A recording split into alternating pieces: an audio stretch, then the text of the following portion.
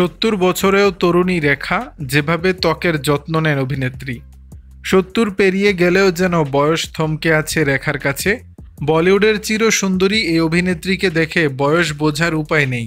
টান টান ত্বক, গ্ল্যামারাস উপস্থিতি, ব্যক্তিত্ব সব মিলিয়ে বয়সকেও হার মানিয়েছেন রেখা। বলিউডে তারকাদের মধ্যে বোটক্স, ফিলার, কসমেটিক সার্জারির চল থাকলেও রেখার সৌন্দর্যের রহস্য অন্য। বয়স ধরে রাখতে কি করেন রেখা, কেমন তার ত্বকের যত্নের রুটিন, তা নিয়ে দর্শকদের আগ্রহের শেষ নেই। রেখার মতে নিয়মিত যোগাসন ও শরীরচর্চা ত্বক ভালো রাখার জন্য অত্যন্ত জরুরি। তবে যোগ করার সময় তাড়াহুড়ো নয়, ধীরে ধীরে করতে হবে। ঘুমও রাখতে হবে পর্যাপ্ত। দিনে ৬ থেকে ৭ ঘন্টার কম ঘুম হলে শরীরে ক্লান্তি, ত্বকে ছাপ ফেলে। তাই নিয়ম করে ঘুমানোর পরামর্শ রেখার। পাশাপাশি দিনে পর্যাপ্ত পানি পানের উপর জোর দেন অভিনেত্রী। রেখার ত্বকের যত্নে কোনো বহুমূল্য প্রসাধনী নয়, বরং ঘরোয়া টোটকা তার ভরসা।